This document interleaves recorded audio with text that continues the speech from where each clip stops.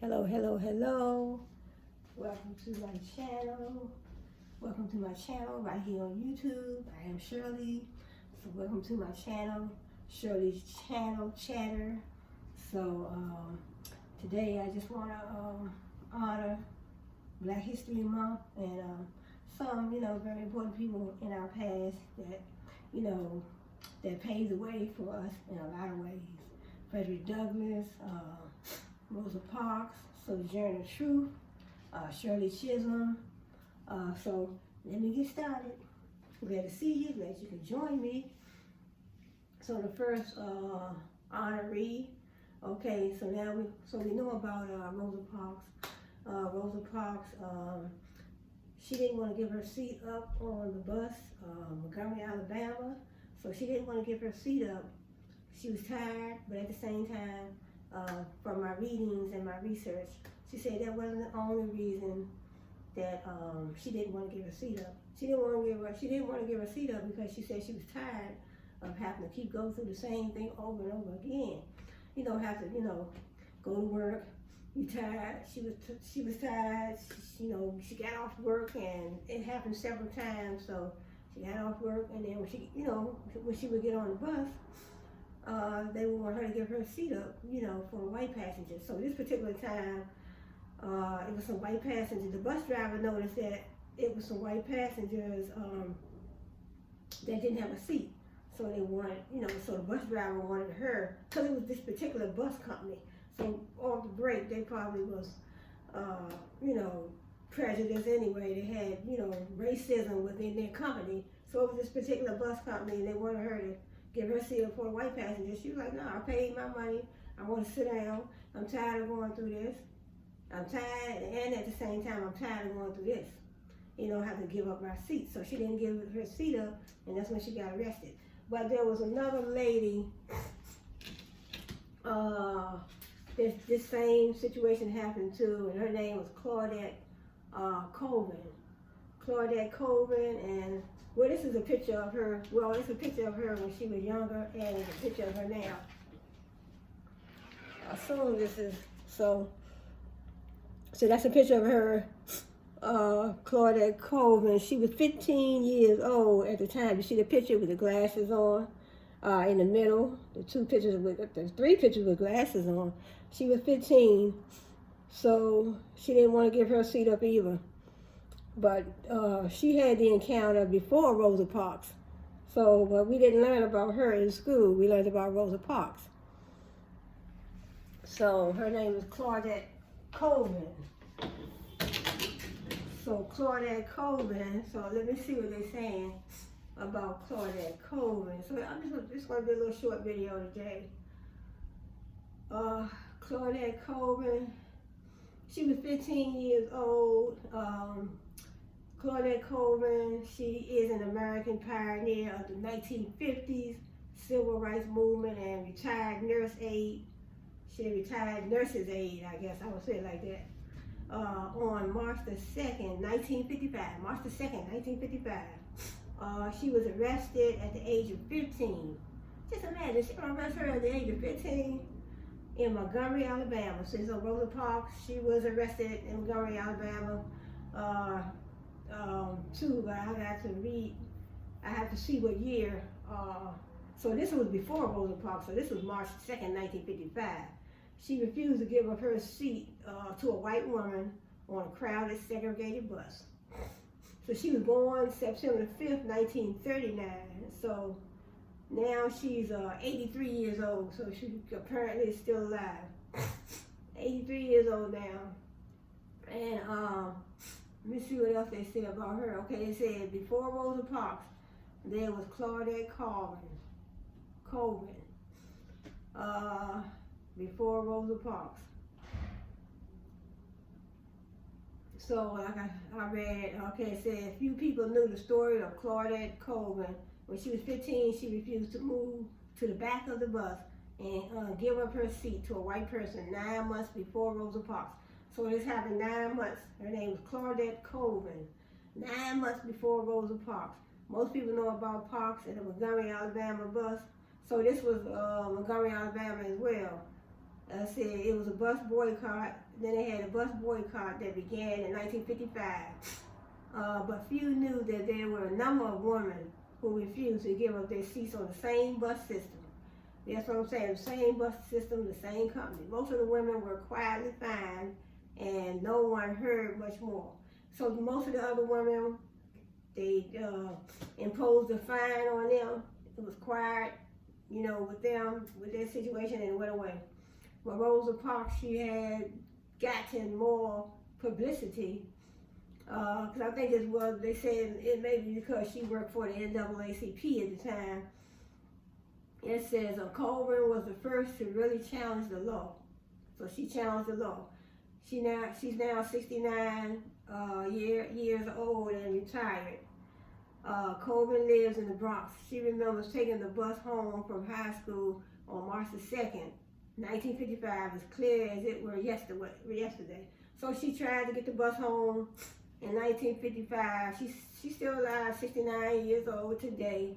The bus driver ordered her to get up, and she refused, saying she paid her fare, as I was saying, and it was her constitutional right. So so these ladies, they paved the way for all of us to be able to sit where we want on the bus. And if we feel like we want to give up our seat, then we can. But sometimes when I'm on a bus and it's crowded, I try not to ride the bus too much. I try to drive most of the time. But if we feel, a lot of times if I feel I want to give up my seat for somebody that's older than me, or even a pregnant woman, because I know when I was pregnant, I had people, they would give up the seat for me. They would give up their seat for me. Well, so I would do the same for a pregnant woman, no matter what color she is. So that is what I would do today. And then an older person, older adult, someone that's older than me, I would give up my seat, for them, in a crowded bus. But so that, and so that was Claudette Colvin. So her and several other women, and they came before Rosa Parks. So, let me go to, matter of fact, since I'm right here, let me go to Rosa Parks. And I want to see what year that was, Rosa Parks. Rosa Parks, she was a American activist. Cool. Okay, Rosa Parks, let me go down.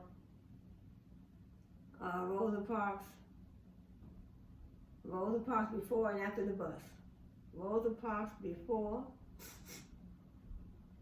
Okay, our minds fastened on that single moment on the bus. Miss Parks alone in that seat, clutching her purse, staring out a window, waiting to be arrested.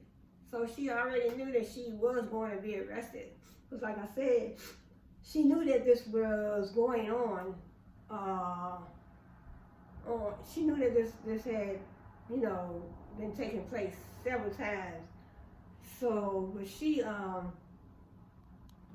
knew that particular day. I guess she knew that particular day that, because she had, that probably was the bus that she would ride, going and coming from work.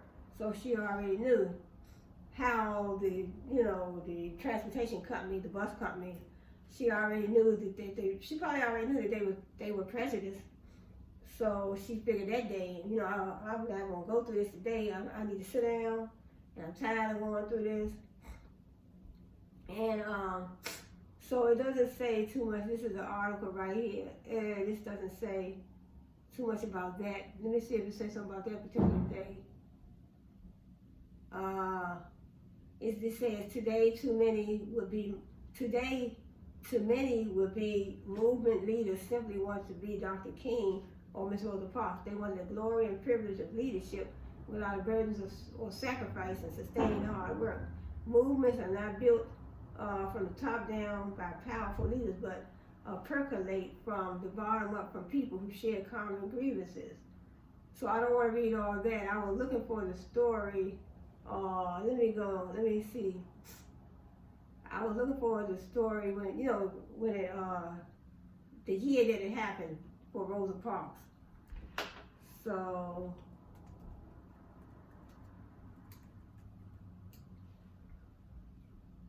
they said Rosa Parks, they have a documentary, Rosa Parks documentary. I didn't know about that. This was 2022. Rosa Parks, they got Rosa Parks Day. Let me go to Rosa Parks story. Oh, okay, it looks like, let me see. Rosa Parks story.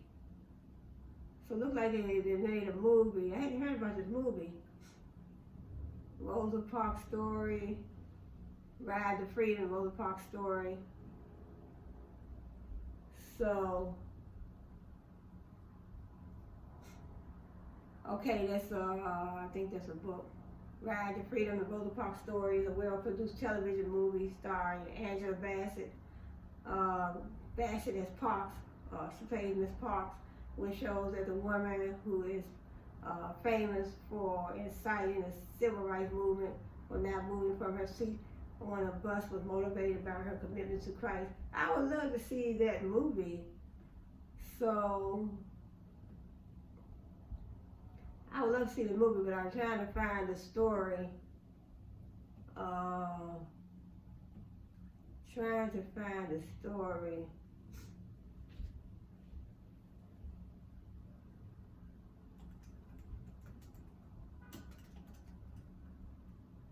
It said, why did Rosa Parks sit on the bus? Why did Rosa Parks sit on the front of the bus? Why did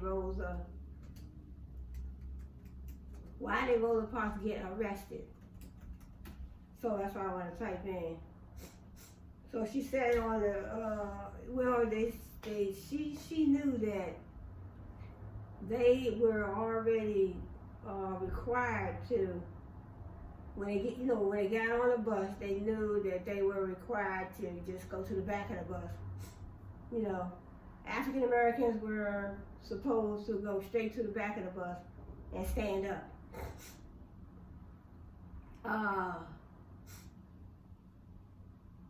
So this looks like a picture when she was getting arrested. Rosa Parks. This is a picture right here. That looked like a picture when she was getting arrested. So that's Rosa Parks. Rosa Parks, yes. So that looks like a picture when she was getting arrested. It says, before she reached her destination, she quietly set off a social revolution when a bus driver instructed her to move back, and she refused. Rosa Parks, an African American, was arrested that day for violating the city law requiring racial segregation of public buses. So, racial segregation of public buses. So I assume that probably was in the Constitution at the time, because I know back in the slavery times, slavery was in the Constitution, so it was legal. It was legal. So slavery was legal back in the time that slavery was a part of the world. So it was legal. It was in the Constitution. So it was in the Constitution, and several states, they owned slaves. Several states, and it was legal for some states to own slaves, but some states didn't want to own slaves, but some of them did. And it says, what did Rosa Parks do? Why did Rosa Parks refuse to give up her seat? So she refused to give up her seat. She refused on principle to surrender her seat, like I said, on principle. It wasn't only because she was tired, but she figured it was the principle about, the situation. She's like, y'all, I guess she probably said to herself, y'all have this law, and, if that is the case, why get on the bus and spend your money? I'm like, I know you have to get where you have to go, but, I guess they didn't have, funding, money to get a car or whatnot back in the day. So I don't know the situation with that. She refused on principle to surrender her seat because of her race, which was required by the law in Montgomery at the time. Parks was briefly jailed and paid a fine. but she was also a longtime member of the NAACP and highly respected in her community. So she was highly respected in her community. She was a longtime member of the NAACP, and so they shine light on the situation. And sometimes, you know, when you have people that can talk for you, speak up for you, or be in your corner, or stand behind you in certain situations, you can, you know, you have a better chance of, you know, coming out, you know, on a positive note. Rosa Parks was arrested for civil disobedience. So that's what it says here. It says Rosa Parks, she stood up for what she believed, or rather, she sat down for what she believed on the evening on December the 1st, 1955. And on December the 1st,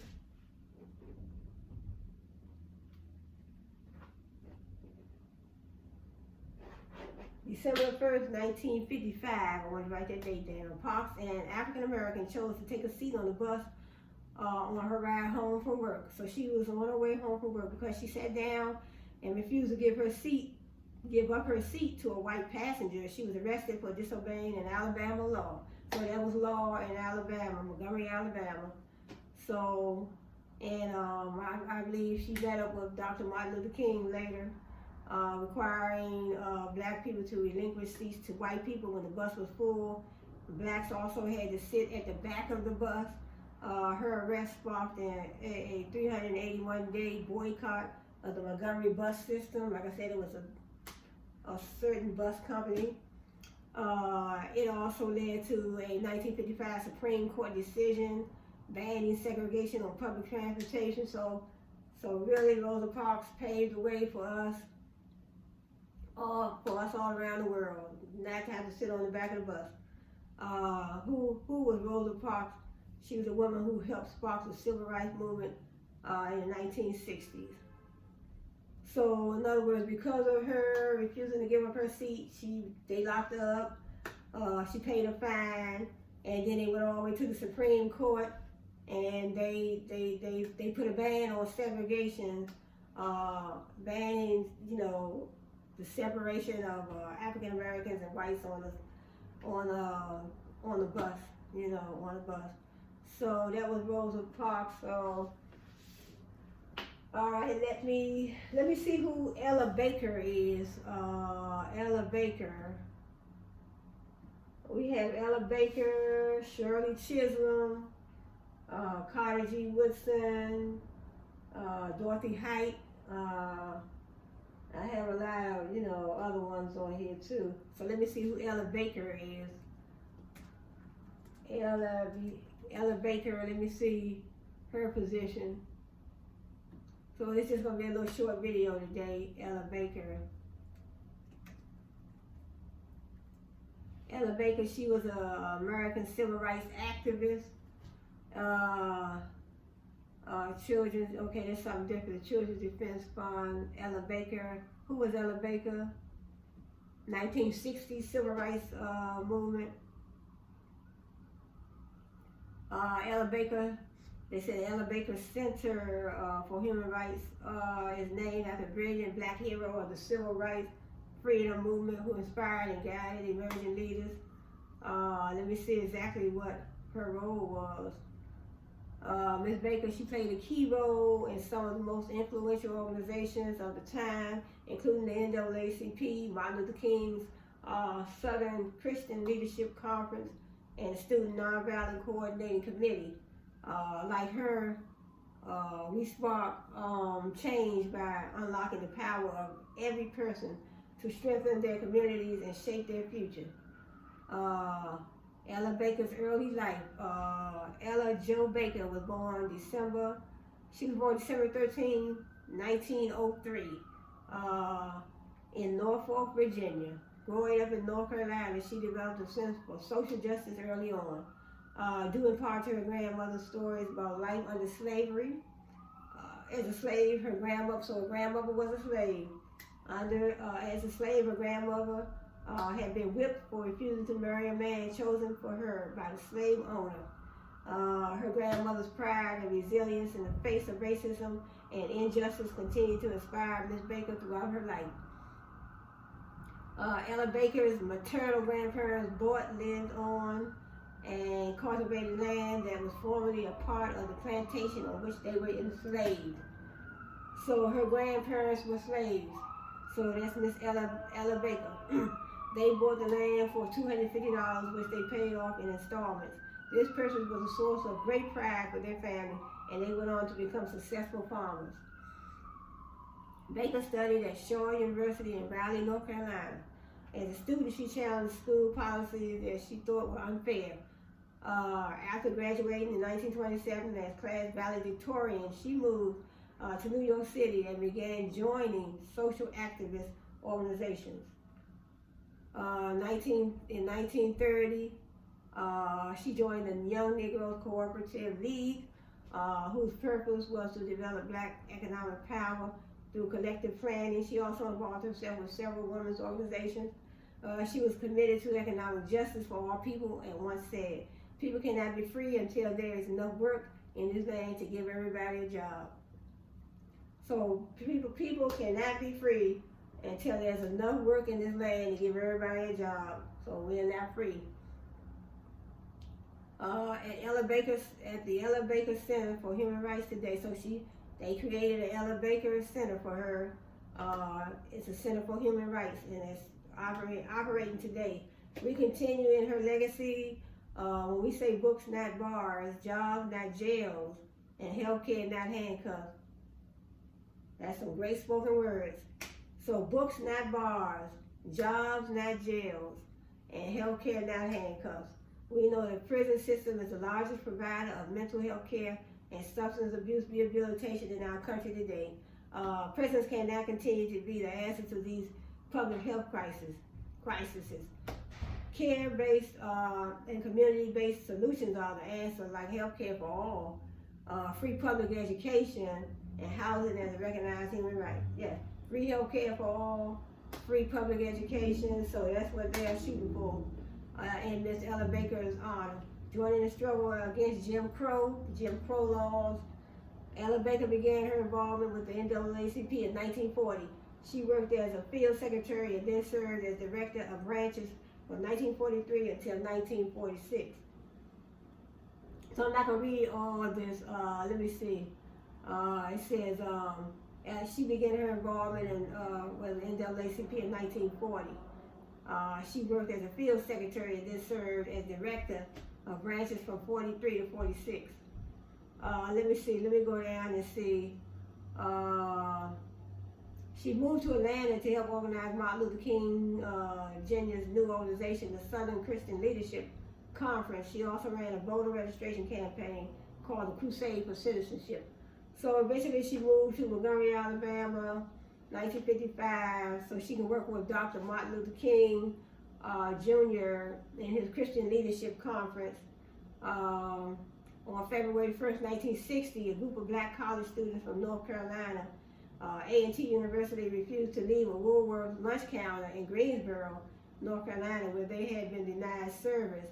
Baker left the SCLC after the Greensboro sit-in. So right, a lot of African Americans, they were not allowed to even sit at the counter to eat their food. And some places they couldn't even go in. She wanted to assist the new student activists because she viewed young emerging activists as a resource and an asset to the movement. Ms. Baker organized a meeting at Shaw University for the student leader of the sit-ins in April 1960. From that meeting, the Student Nonviolent Coordinating Committee was born. So I'm not gonna read all this, but let's see, that's it. Okay, wanting to celebrate Ella Jo Baker as an unsung hero of racial and economic justice, the civil rights movement, and seeking to honor her legacy of leadership and movement building, our founders chose to name our center for Ella Baker. Her audacity to dream big is a cornerstone of our philosophy. So if you want to read more up on Miss Ella Jo Baker and her civil rights encounters, I would say and she met up with Dr. Martin Luther King. And so if you want to read more on Ella Jo Baker, Rosa Parks, Dr. Martin Luther King, so I have, let's read up, let me find Shirley Chisholm. Let's see, Shirley Chisholm. Now I heard of the name, so let me see. Let's see what Shirley Chisholm, well, let's see what her contributions are to the civil rights. Shirley Chisholm, she's a former United States representative. Shirley Anita Chisholm was an American politician who in 1968 became the first black woman to be elected to the United States Congress. First black woman to be elected to the United States Congress. Chisholm represented New York's 12th Congressional District, a district centered on Bedford Stuyvesant for 7 terms from 1969 to 1983. So she was the first black woman to be elected to the United States Congress. So now we do have a lot of African Americans in Congress. So Shirley Chisholm, House of Representatives. So then they do have a picture of her. So she says the first African American Congresswoman, Shirley Anita Chisholm, represented a newly reapportioned U.S. House district centered in Brooklyn, New York, elected in 1968 with deep roots in the Bedford Stuyvesant neighborhood. Chisholm was catapulted into the national limelight by virtue of her race, gender, and outspoken personality. Shirley Chisholm, in 1972, in the largely symbolic undertaking, she campaigned for the Democratic presidential nomination. So she ran for president, but fighting Shirley Chisholm's frontal assault on many congressional traditions and her reputation as a crusader limited her influence as a legislator in an institution long resistant to change. So she was trying to get into an institution that didn't want to see no change. And she had a flamboyant, outspoken personality. So sometimes people are not ready for that. But she said, "I am the people's politician," she once told the New York Times. "If the day should ever come when the people can't save me, I'll know I'm finished. That's when I'll go back to being a professional educator." And Shirley Anita St. Hill was born on November 30th. I guess that's her real name, 1924 in Brooklyn. So she was born in 1924 in Brooklyn, New York. She was the oldest of 4 daughters of Charles St. Hill, a factory laborer from Guyana, and Ruby Seal St. Hill, a seamstress from Barbados. Okay, I'm not going to read all this, but you can read up more on Shirley Chisholm. So she was the first African American female to be, voted into Congress. So basically, she was a congressional leader, one of them. So that is, let's go with Carter G. Woodson. I did Frederick Douglass, Martin Luther King, Frederick Douglass, and I did a few others on my last video, but I can always just look back on those again. So let me go to Carter G. Woodson. Carter G. Woodson was an American historian, the father of Black history. Father of Black history, Carter G. Woodson. So Black History Month, a time to learn, a time to educate, and a time to celebrate. So do what you want. You want to go to college, and I went to college and got my bachelor's and my master's. My bachelor's in business administration, my master's in information systems. So if that's what you want to do, you want to run your own business, you want to start a business, you want to go to college. Your life is yours. Your life is your own. Do what you want to do. Don't let nothing stop you. You go to college, all it takes is, studying. I mean, it takes funding at the same time, but once you do get the chance to go to college, you know, while you're in college, just make sure you study and just, you know, because I had in my mind that, you know, I wanted to pass, you know, all my classes so I could just move on and graduate. So that's very important. You know, we don't want to go to college and then, you know, we get the opportunity to go. So we want to, you know, when you had the opportunity to go, you're in there, you're taking your classes, you know, you want to give it your all, you know, you want to make the best grades that you can. So I made the best grades that I could by studying all the time and staying focused, doing my presentations when the teacher said they would do, reading my chapters and doing, you know, standing in front of the class and doing what I had to do. February marks Black History Month, and this is a time to celebrate, to reflect, and look forward. At 50 Forward, we are championing and celebrating the role older adults play in contributing to our community and in Black history. And it says Black History Month began in 1976, but was initiated by Dr. Carter G. Woodson, who is known as the father of Black history. So Dr. Carter G. Woodson, he started the first Negro History Week in 1926 to ensure students would learn Black history. So I don't remember them talking about Black history in high school, when I was in high school. I really don't remember that. It says, to that point in advance, Black History Month, the 50 Forward podcast squeezed the day featured an interview with Dr. Paul T. Kwame. So this is something that they had a podcast. So let me go down. That was just a podcast. Okay, let me see if they have anything else on Mr. Dr. Carter G. Woodson. Let me see if they have anything else. Because this is not, you know, this is not what let me see if they have anything else. Carter G. Woodson. Let me see what else they have on him. Every time I put these glasses on, my nose started itching. Okay, here we go. Carter G. Woodson, he was an American historian, author, journalist, and the founder of the Association for the Study of African American Life and History. He was one of the first scholars to study the history of the African diaspora, including African American. Let me see what they have. Including African American history. So this is what he looked like. This is what he looks like. That's Carter G. Woodson. So Carter G. Woodson.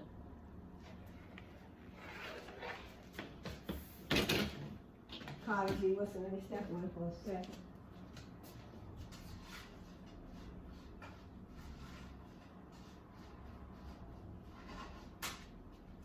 So Carter G. Woodson, and okay, just want to read a few sentences on him. Okay, Carter G. Woodson, he was one of the first scholars to study the history of the African American diaspora, including African American history. He was the founder of the Journal of Negro History in 1916. Woodson has been called the father of Black history. In February 1926, he launched the celebration of Negro History Week, the precursor of Black History Month. Woodson was an important figure to the movement of Afrocentrism,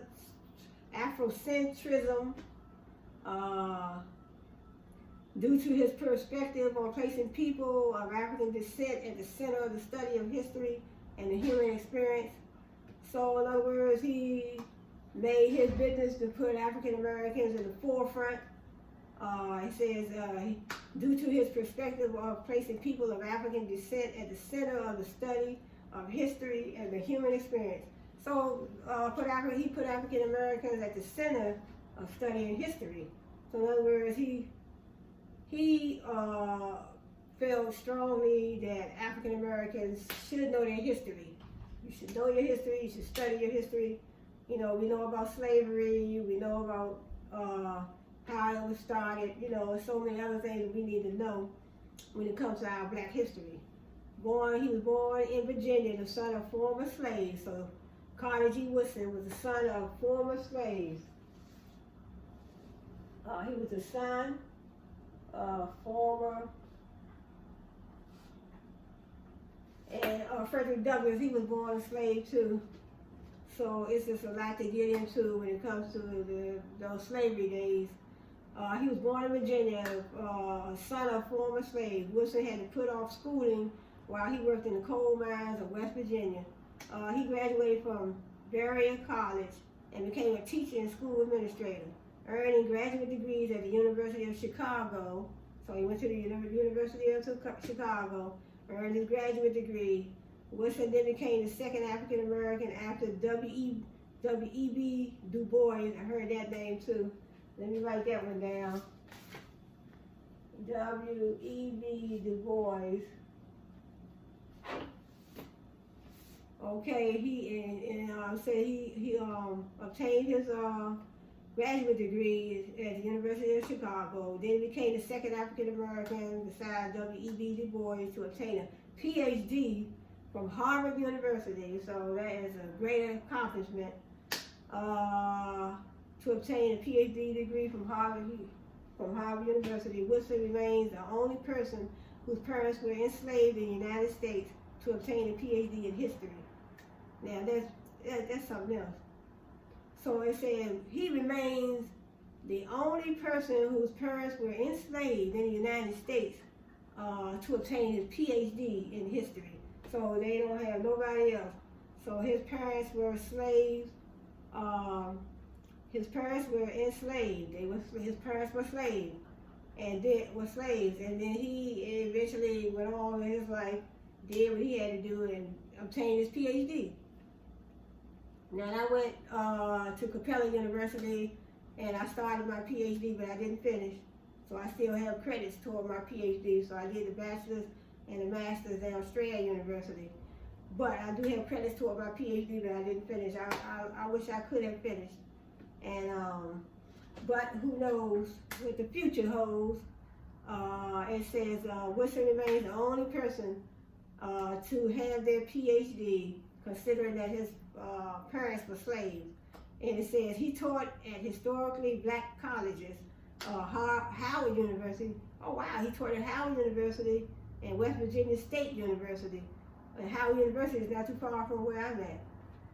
But spent most of his career in Washington, D.C., managing the ASALH, public speaking, writing, and publishing. So I'm not going to read too much more, but if you want to read more on Carter G. Woodson, W.E.B. Du Bois, you can read up on. Matter of fact, I'm going to go to W.E.B. Du Bois right now. So Carter G. Woodson. And I'm not mistaken, they named the high school after him as well. We have a high school over here in the United States over here, and it's called Woodson High School. So it's Carter G. Woodson. He died in April. He died April the 3rd, 1950, at age 74. So in 1950, he was 74 years old. But, yeah, so he probably now would have been, 1950, that's, wow, that's a whole, he would be probably 100-something years old now.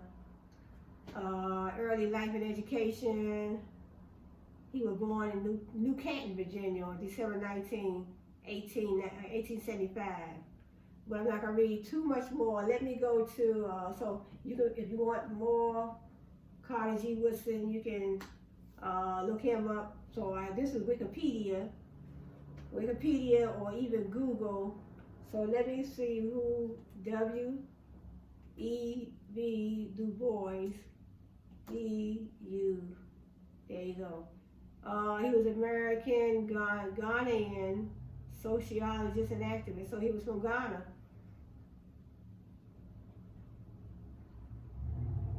Okay, William, and this is what he looked like. W.E.B. Du Bois.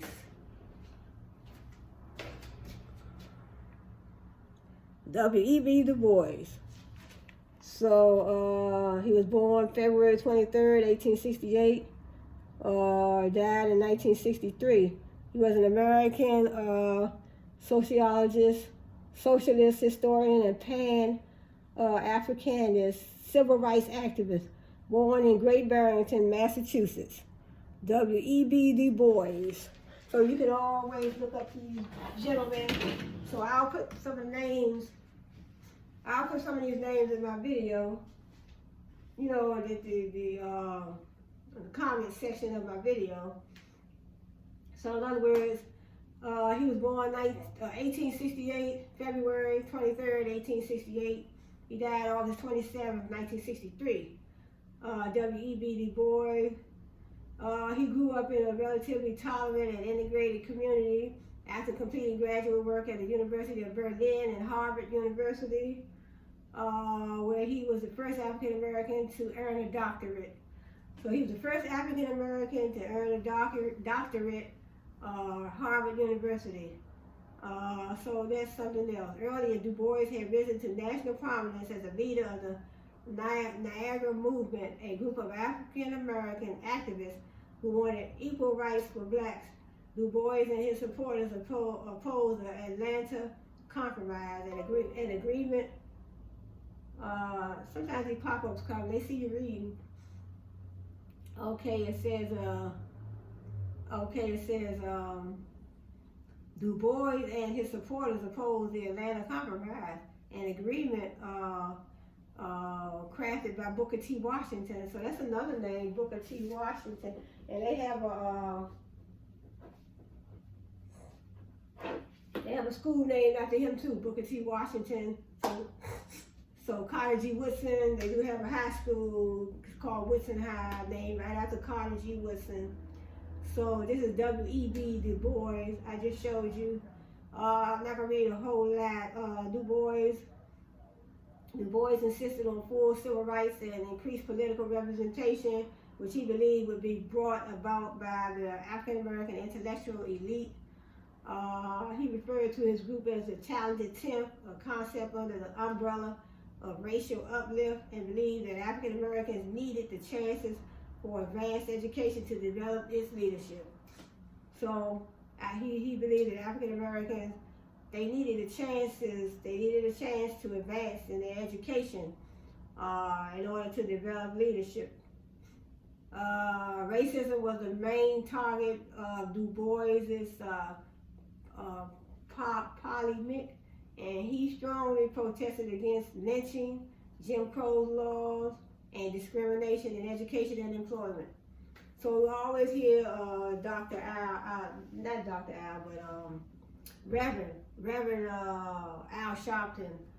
So a lot of times when he gives his speeches, he always talk about those, terrible Jim Crow laws. So a lot of people he represented, a lot of families he represented.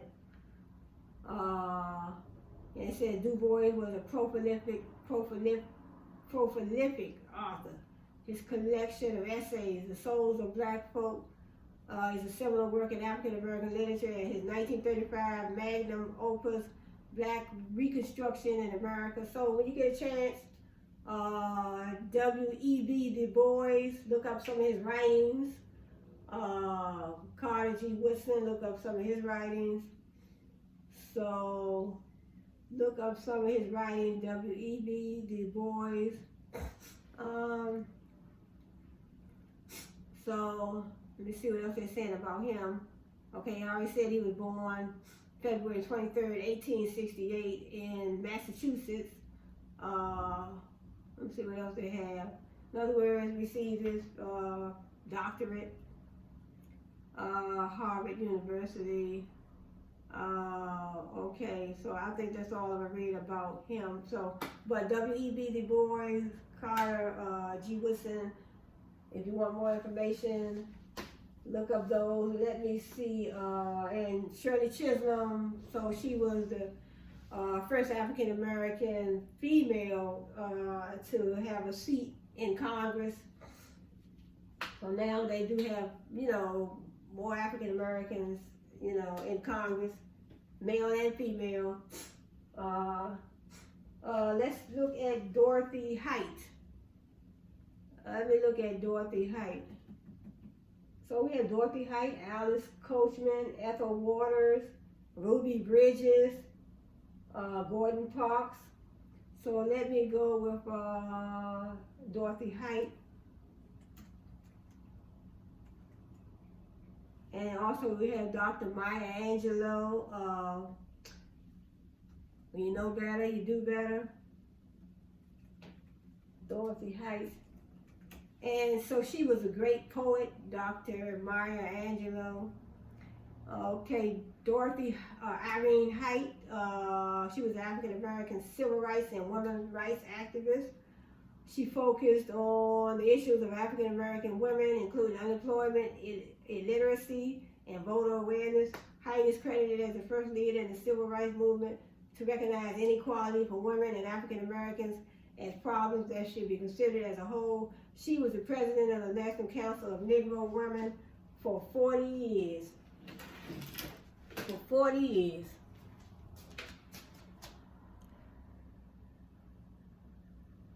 So Dorothy-Height, she was the president for 40 years.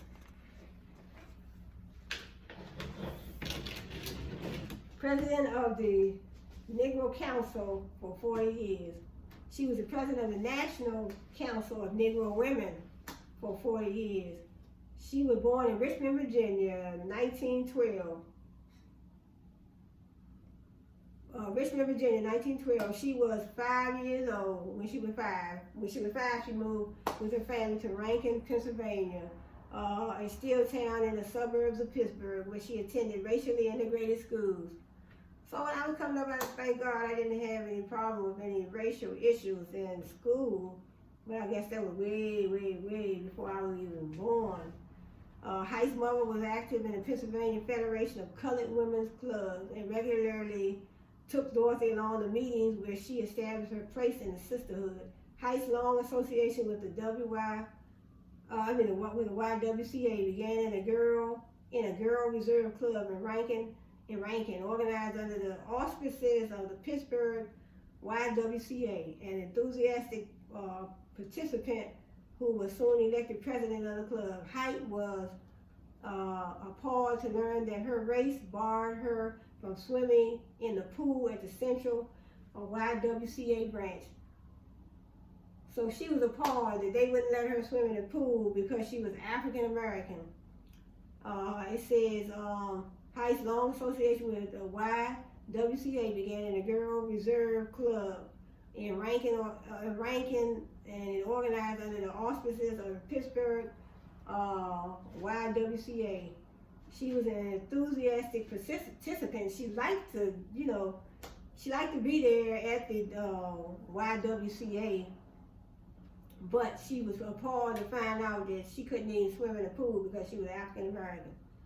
And it says, though her arguments could not bring about a change in policy in the 1920s in Pittsburgh, Height later dedicated much of her professional energy to bring a profound change to the YWCA. So she couldn't even get in the pool because of her skin color. Height later dedicated much of her personal energy to bringing profound change to the YWCA. While in high school, she became socially and politically active in anti-lynching campaigns. A talented orator, she won first place and a $1,000 scholarship at a national oratory contest held by the Elks. Height graduated from Rankin High School in 1929. She was accepted to Barnard College in 1929, but was denied entrance because the school had an unwritten policy of admitting only 2 black students per year. That's something.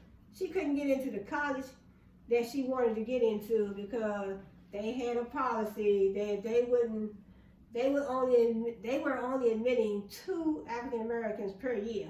Ain't that crazy? That's real crazy. She enrolled instead at New York University, earning an undergrad degree in 1932 and a master's degree in educational psychology the following year. Sometimes one door closed, you have another door that open. So you can't get in this college, go over there to that college.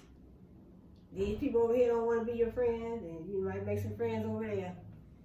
So she pursued further postgraduate work at Columbia University and the New York School of Social Work, the predecessor of the Columbia University School of Social Work. From 1934 to 1937, she worked in New York City Department of Welfare and experience she credited with teaching her the skills to deal with conflict without intensifying it. From there, she moved to a job as a counselor at the YWCA of New York City Harlem branch in the fall of 1937. So I'm not going to read all this, but you can read more on Miss Dorothy-Height. So I put a check by her name that I finished. So we did Shirley, Chisholm, Miss Dorothy-Height. Let me see. Let's do Gordon Parks. I think this would be the last one. Let's see. We have Gordon Parks. Let me do Ruby Bridges. So that's Miss Dorothy-Height. You can read more on Miss Dorothy-Height. She was born March 24th, 1912, and she died April 20th, 2010. So let's do Gordon Parks. Did I do him? I don't think I did.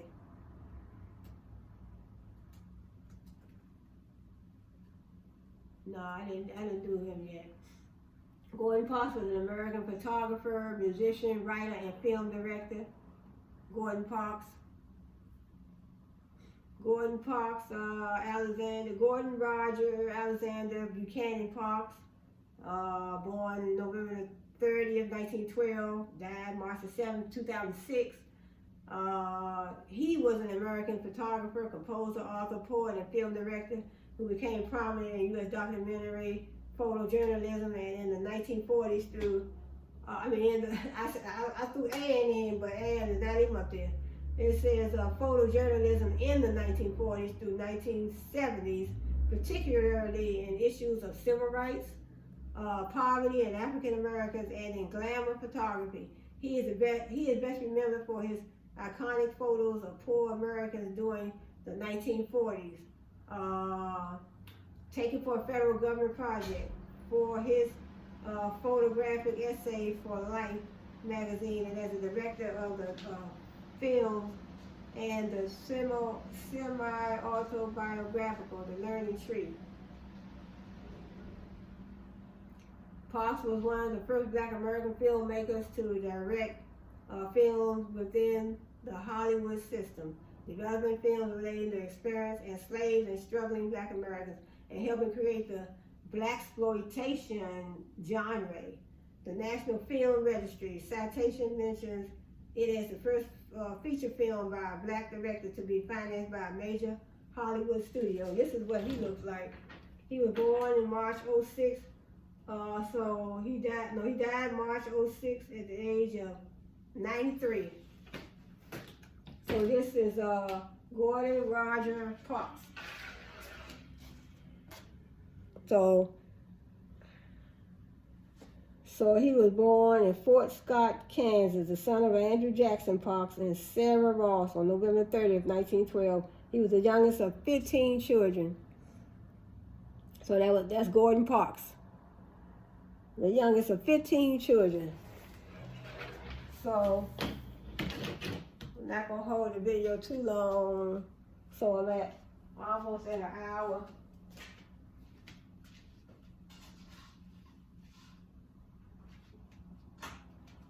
So that's Gordon Parks. He attended a segregated elementary school. His high school had both Black people and white people. So he attended a segregated elementary school. So that means that they were separating the Blacks from the African Americans from the whites. when he was 11, 3 white boys threw him into the Marmaton River, believing he couldn't swim. He had the presence of mind to duck underwater so they would see him make it to land. So he said when he was 11 years old, so 3 white young boys threw him in the river. And he faked like, he faked like he didn't make it to land, but he made it to land and didn't want them to see him. His mother died when he was 14. He spent his last night at the family home, sleeping beside his mother, seeking not only solace but a way to face his own fear of. So I'm not gonna read too much more on him, but that is Gordon Parks, and you can read some more on him. So it said Parks created one of his best known photographs, American Gothic, that's in Washington, D.C. So check, do some more research on Gordon Parks, and it says, so he had a legendary painting of a traditional stoic white American farmer and daughter, which bore a striking but ironic resemblance to the Parks photograph of a black menial laborer. Parks' haunting photograph shows a black woman, Ella Watson, who worked on the cleaning crew of the FSA building, standing stiffly in front of an American flag hanging on the wall. So this is the picture that he painted. So American Gothic, Washington, D.C., a well-known photograph. So this is a photograph by Gordon Parks. So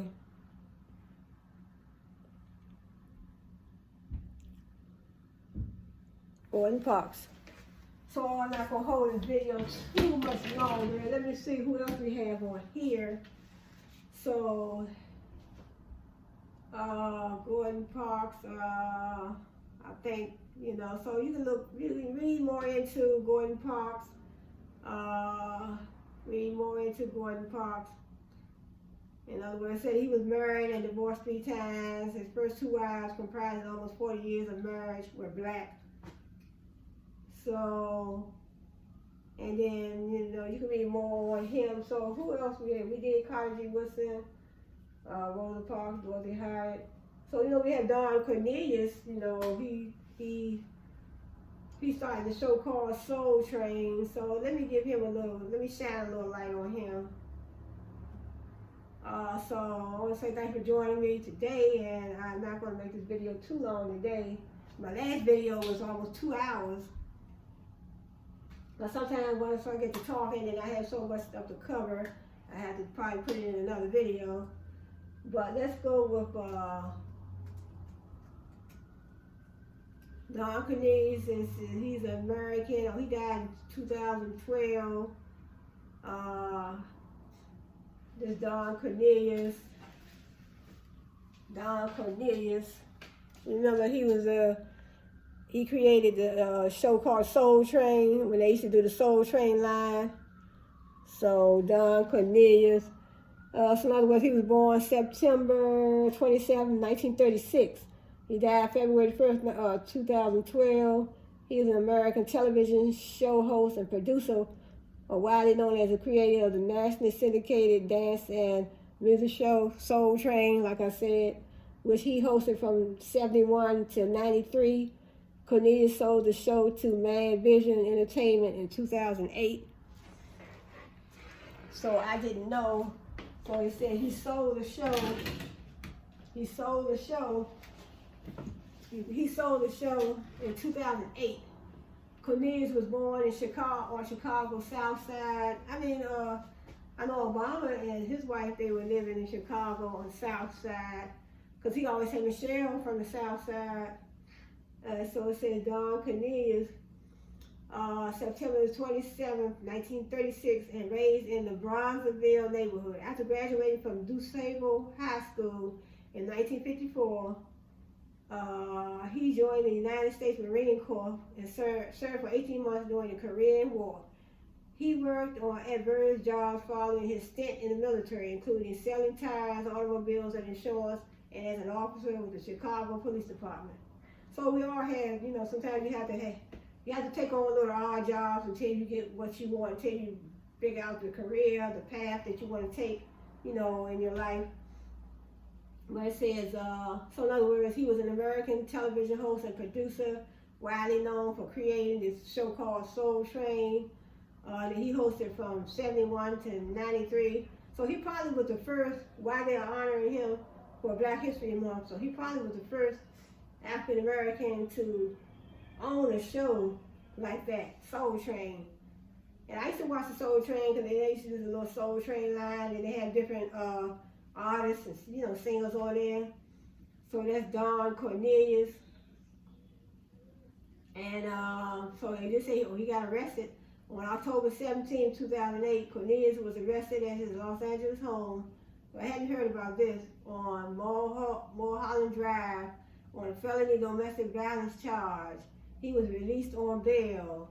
Cornelius appeared in court on November 14, 2008, and was charged with spousal abuse and distorting a witness from filing a police report. Cornelius appeared in court again on December 4, 2008, and pleaded not guilty to spousal abuse and was banned from going near his estranged wife.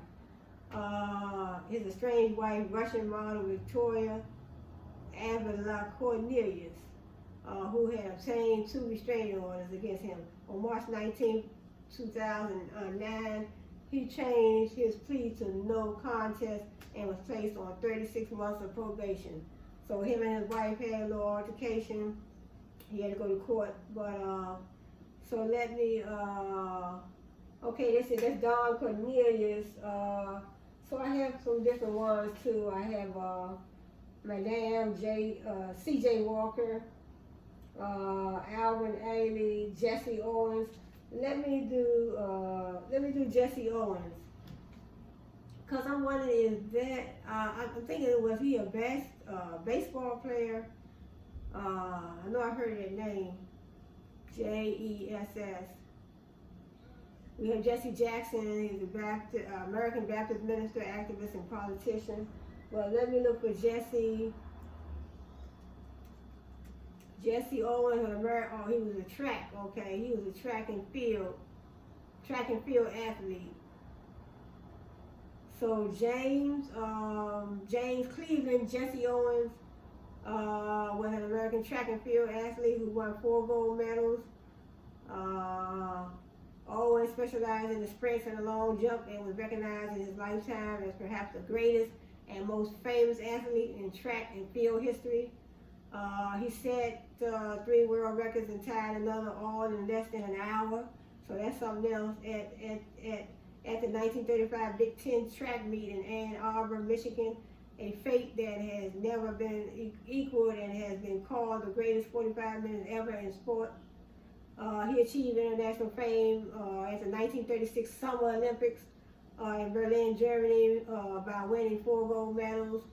He won 4 gold medals at the 1936 Summer Olympics in Berlin, 100 meters, long jump, 200 meters, and 4 times 100 meter relay. He was the most successful athlete at the games. The Jesse Owens Award is USA Track and Field's highest accolade for the year's best track and field athlete. Owens was ranked by ESPN as the 6th greatest North American athlete of the 20th century and the highest ranked in his sport. In 1999, he was on the 6-man shortlist for the BBC's Sports Personality of the Century. Okay, he was originally known as JC. He was the youngest of 10 children. Okay, he was born to Henry Cleveland Owens and Mary Emma on September 12, 1913. He was the grandson of a slave. So that is a James Cleveland Owens. So let me check him off. James Cleveland Owens. Let me see. Okay, here we go right here. James, so let's look up. So we have, I did Frederick Douglass, Sarah and Angela, Harriet Tubman, Sojourner Truth. Let's go with Let me do Sojourner Truth. I think this will be the last one. I always say that, but then Sojourner Truth. I want to make sure.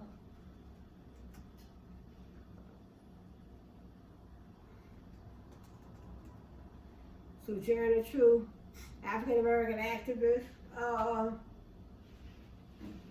Sojourner Truth, African American. So that's Sojourner Truth. African American abolitionist of New York Dutch heritage and a women's rights activist. So Sojourner Truth was an abolitionist. So you know the abolitionists. So Frederick Douglass. Sojourner Truth. You know, and they all worked as abolitionists to abolish slavery, get rid of slavery. So she was an American abolitionist of New York Dutch heritage and a women's rights activist.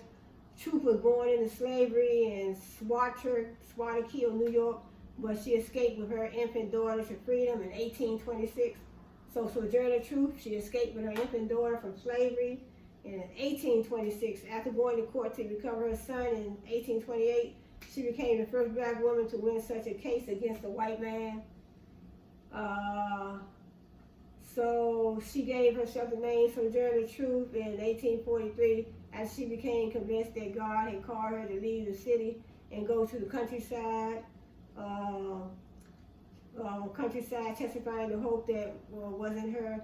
Her best known speech was delivered extemporaneously in 1981 at the Ohio Women's Rights Convention in Akron, Ohio. The speech became widely known during the Civil War by the title Ain't I a Woman? So, in other words, she escaped slavery. She was born into slavery, but she escaped slavery. And then she started going around town speaking. And her famous speech, Ain't I a Woman? So that won a lot of praise, and she had a lot of people that were, you know, with her, that was, you know, in her corner. And it said the speech became widely known during the Civil War by the title Ain't I a Woman? A variation of the original speech rewritten by someone else using the stereotypical Southern dialect, whereas Sojourner Truth was from New York and grew up speaking Dutch as her first language. During the Civil War, Truth helped recruit black troops for the Union Army. So she helped recruit black troops for the Union Army after the war. She tried unsuccessfully to secure land grants from the federal government for formerly enslaved people. So she was trying to help the formerly enslaved people and acquire this land, but they wouldn't let her. So the federal government wouldn't let her do it. She continued to fight on behalf of women and African American after her deletion, as her biographer Neil Irvin Pater wrote. At a time when most Americans thought of slaves as male and women as white, Truth embodied the fact. Sojourner Truth embodied the fact that still bears repeating. Among the blacks are women. Among the women there are blacks. So that's Sojourner Truth. You can read more of her if you want to. She was once estimated that she was born between 1797 and 1800. She was one of 10 or 12 children born to James and Elizabeth, born free.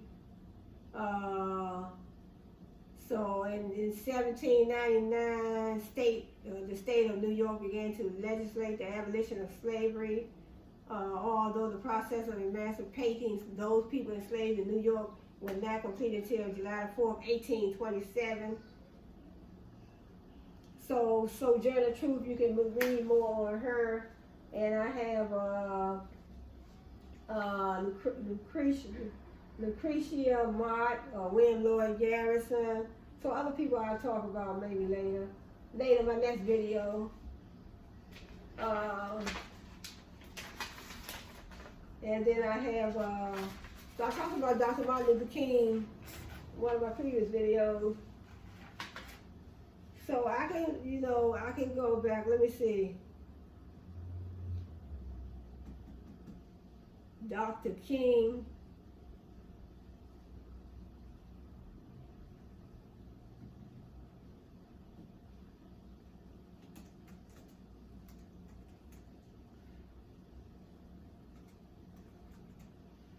Dr. Martin Luther King. Yeah, I think this will be my last one. So here's Dr. King. Dr. Martin Luther King, January 15, 1929. He died April 4th, 1968. So this is Black History Month, so I want to honor, those people, ladies and gentlemen, I guess I would say, that, that deserve to be honored. They paved the way for us to not have to sit on the back of the bus, paved the way for us not to have to sit at these, where they didn't even allow African Americans to even sit at the counters. Some restaurants you couldn't go in, so they paved the way for a lot of things to be, for segregation to be ended. So, we had to sit on the back of the bus. We couldn't go in certain restaurants. Like Dorothy-Height said, she couldn't even swim in a pool because of her color. She couldn't even get in a pool and this organization.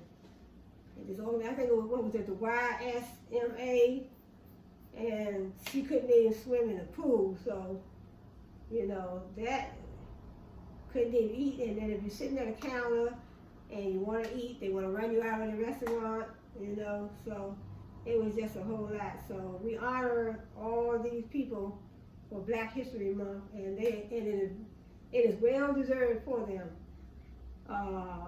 It says Dr. Martin Luther King, he was born 1929, January 15, 1929. He died April 4th, 1968.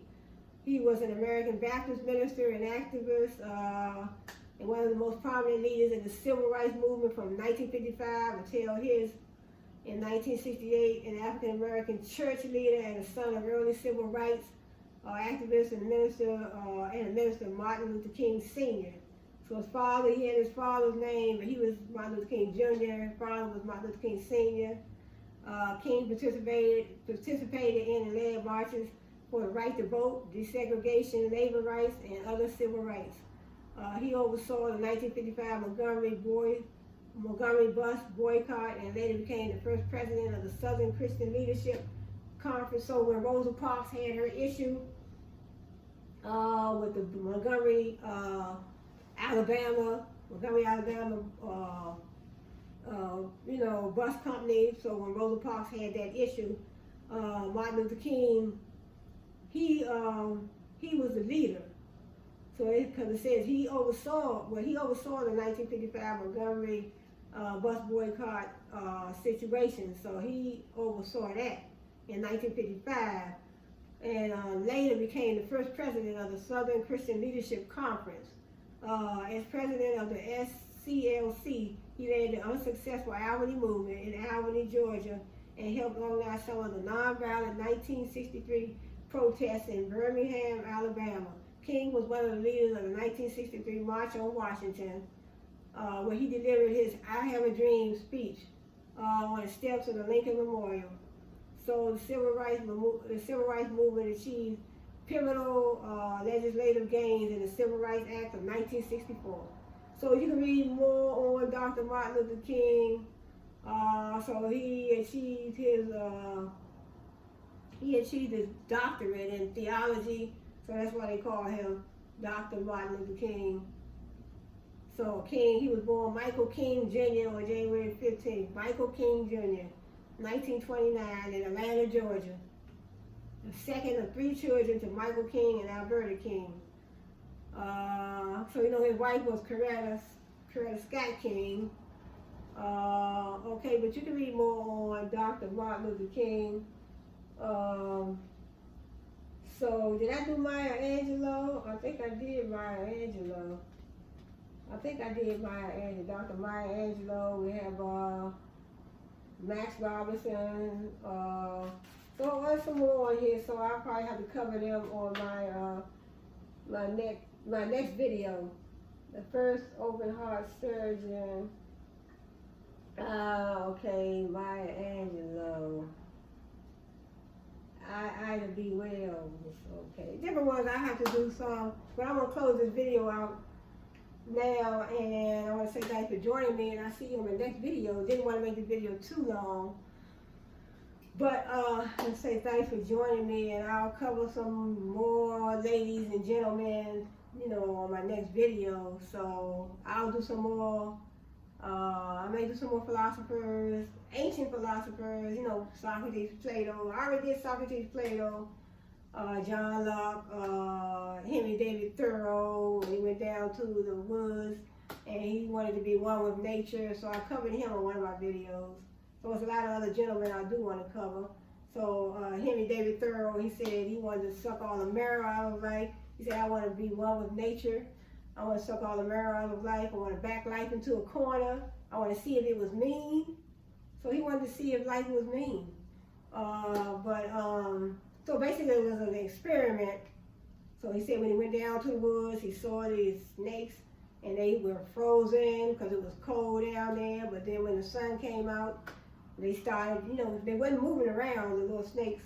But he said once the sun came out and, you know, thawed them out, then they started moving around. But so he said it was basically an experiment, you know. So, but I want to say thanks for joining me, and I'll see you in the next video.